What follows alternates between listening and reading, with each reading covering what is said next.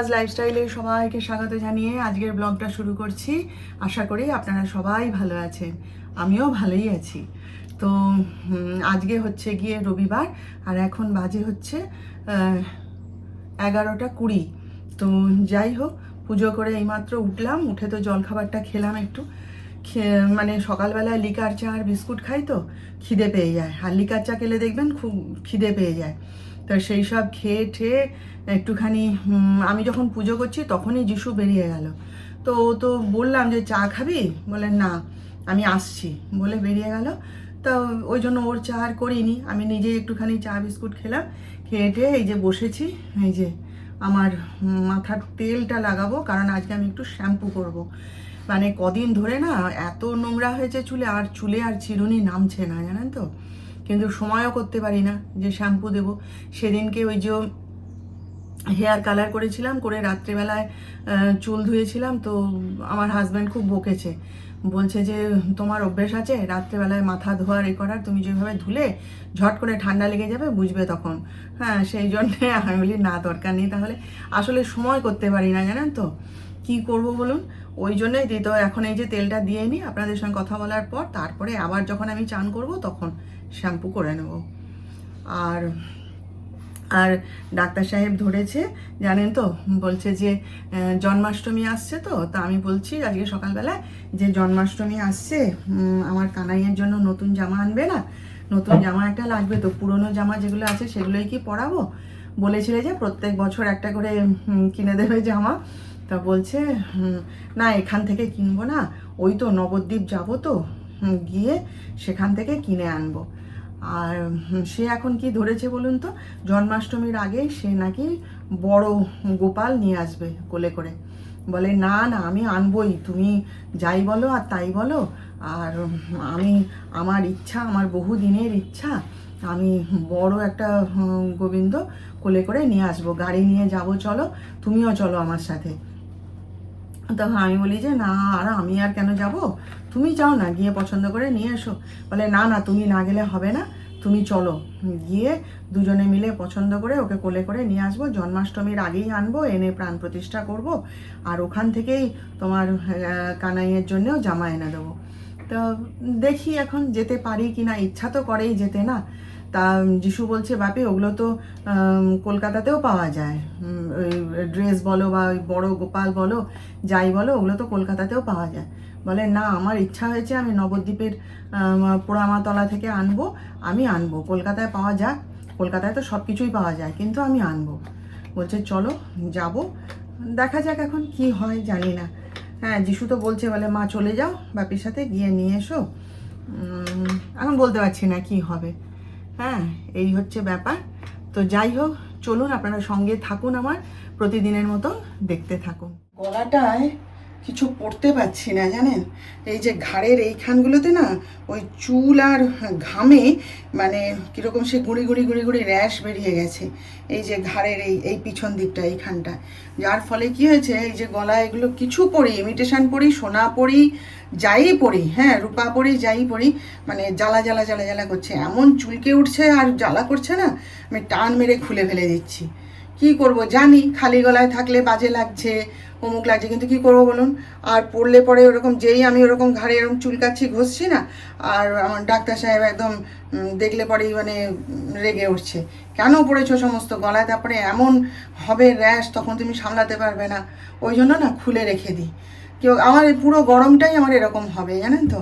আমি ওই জন্য শীতকাল ছাড়া না অন্য সময় কোনো কিছু পড়তে পারি না, ভীষণ কষ্ট হয়। এই যে পড়েছি, পড়ে কথা বলছি, তো এবার যেই না রান্না করব ঘাম হবে, আর ব্যাস এইখানগুলোতে অমনি আমার চিরবির চিরবির করতে শুরু করবে। দেখুন, এই মাত্র ঝলমলে রোদ ছিল। হ্যাঁ, আমার ছেলে বলছে মা আজকে খুব ঝলমল করছে রোদ, চারিদিকে কি সুন্দর লাগছে দেখতে। দেখুন অবস্থা, এখন বাজে হচ্ছে 1টা বেজে গেছে, দেখুন। আর আমি এই যে একটুখানি কফি নিয়ে দাঁড়িয়েছি রান্না করতে করতে। এই যে কি অবস্থা দেখছেন, দেখুন চারিদিক যেন ছেয়ে গেছে একদম। কে শ্রীলেদার্স আসছে জানেন, আগের বছর তো মেদিনীপুরে এলো, এবারে তমলুকে আসছে। আমরা যখন রিলায়েন্সে গেছিলাম, আমি আর যিশু, তখনই দেখছিলাম বিরাট করে পোস্টার দিয়েছে, কোথায় আসছে সেসব দেখতে পাইনি, আসছে বলে দিয়েছিল। তারপরে কালকের আগের দিন যিশু এসে বলছে, মা জানো তো শ্রীলেদার্স আসছে মানিকতলাতে, আর 9ই আগস্ট উদ্বোধন। হ্যাঁ, তো আমরা আলোচনা করছি যে আগের বারে মেদিনীপুরে এলো, কী অবস্থা হলো, পুজোর আগে আগে ওপেনিং হলো, আবার এবারে তমলুকেও আসছে ঠিক ওই 9ই আগস্ট মানে পুজোর আগে আগে, আবার ওই মেদিনীপুরের মতো অবস্থাই এখানে হবে। তমলুক তো তমলুকে পুজোর সময় যত না ভিড় হয় তমলুকের মানুষের, তমলুকের আশপাশের অঞ্চল থেকে প্রচুর ভিড় হয়, সব এখানে কেনাকাটা করতে আসে, বুঝলেন তো। আমি বলি ব্যাস, যারা শ্রীলেদার্সে যেতে পারে না এইবার তমলুকে ফাটাবে তারা। তারপরে কালকে আমি আর যিশু ওই যে বেরিয়েছিলাম বাজার করতে, তখন দেখি না সেই ট্রাকে করে করে তাদের মানে মাল ঢুকছে আর কি সব। আর ওরা সেই শ্রীলেদার সেই পুজোর সময় সেই ঢাক বাজায় না, সব ড্রেস পরা সাদা নীল ড্রেস পরে সব ঢাকিগুলো এসে ওই আমাদের ওই রূপশ্রী সিনেমার সামনে ওইখানে জমা হয়েছে। কত ঢাকি এসছে, প্রায় 6-7 জন ঢাকি এসছে। তারপরে সেই মানে গাড়িতে করে প্রচার করবে আর কি, গাড়িটাকে সাজিয়েছে দিয়ে সব রেডি হচ্ছে, আর কত কত সব মাল গাড়ি করে করে এসে ঢুকছে। কালকে দেখে এলাম, ভালোই হয়েছে। আমি পুজোর সময় যেতে হবে কেন? হ্যাঁ, পুজোর সময় আমরা যাব না, আমরা পুজোর পরে যাব। পুজোর সময় লোকে যত কেনাকাটা করে নিক না, তারপরে আমরা যাব, গিয়ে ধীরে সুস্থে দেখে কিনবো, তাই না? পুজোর সময় ঠেলাঠালি মারামারি ওসবের মধ্যে ঢুকে কি হবে? পুজোর সময় জুতো পরবো তো জুতো পরবো, নতুন জুতো তো আছে, শ্রীলেদার্সের জুতোই পরতে হবে এমন কোনো মানে আছে কি?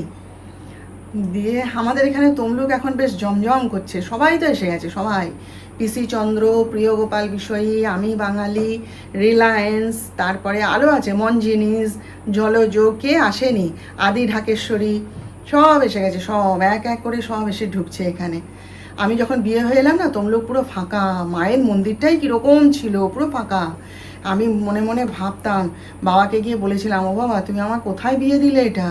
হ্যাঁ, তমলুকের নাম তো কোনো দিন সেভাবে শুনি না, তমলুকে যে বিয়ে হবে আমার, আমি কোনো দিন ভাবতেই পারিনি, জানেন তো, আমার কল্পনাতেই ছিল না যে আমার তমলুকে বিয়ে হবে। বাবাকে গিয়ে বলতাম, ও বাবা তুমি কোথায় বিয়ে দিলে, তো কিচ্ছু নেই, আমি ওখানে কি করে থাকবো? তারপরে এখন দেখুন তমলুকে মেডিকেল কলেজ হয়ে গেছে, আর কি চাই, তাই না? তো যাই হোক, এখন তমলুকে মানে সে রাত্রি 12টা অবধি তমলুক একদম জমজম করছে চারিদিক। আর আগে কিরকম ফাঁকা শূন্য চারিদিকে ছিল কীরকম, খুব ভালো লাগছে জানেন, এখন তমলুক শহরটাকে দেখতেও ভালো লাগে।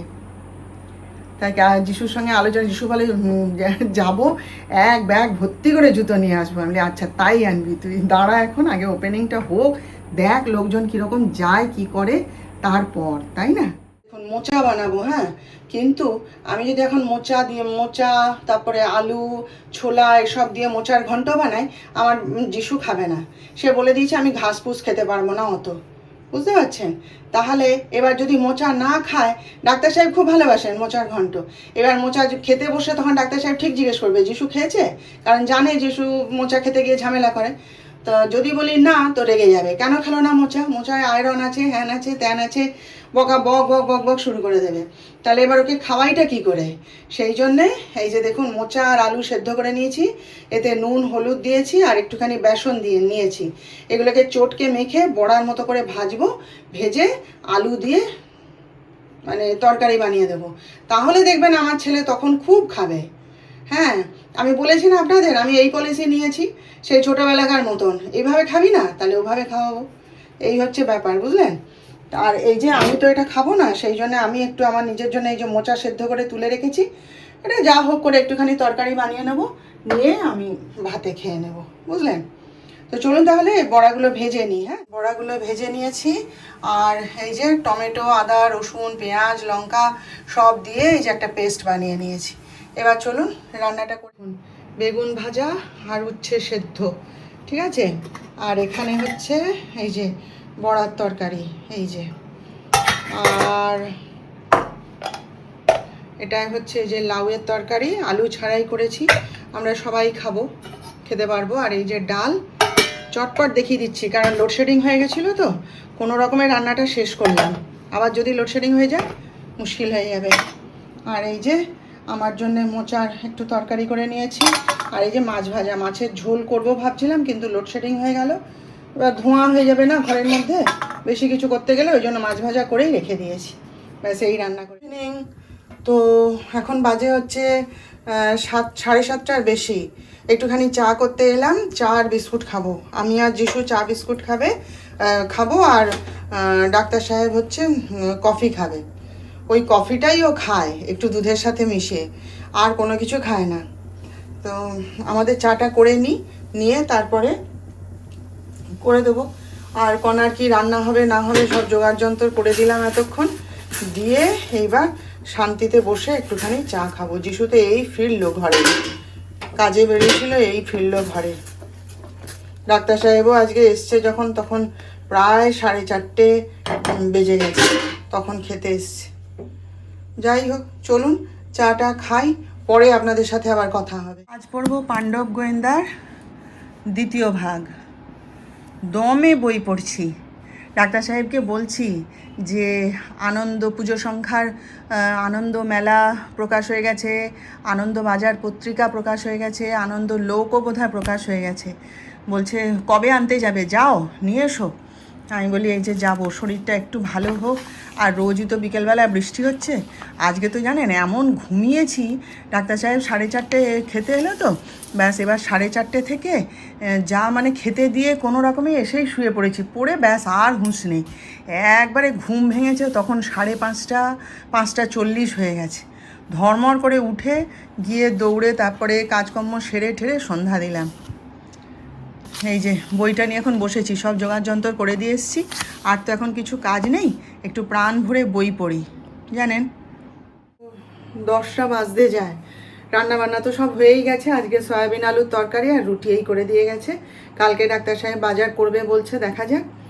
তো যাই হোক, আমি সেই যে বই পড়ছিলাম, সে এখনও পর্যন্ত বই পড়ে যাচ্ছি। মাঝে মধ্যে একটুখানি বন্ধুদের সাথে ফোনে কথা টথা হচ্ছে, মেসেজ করছে, এইসব করে টাইম পাস করছি। আর তারা বাপ বেটা তো সে উপরে গেছে, তার ভাইরা সব এলো এখানে, এসে বোধহয় সিনেমা টিনেমা দেখা হলো, তারপরে সব মিলে সেই যে উপরে গেছে, এখনও নামেনি।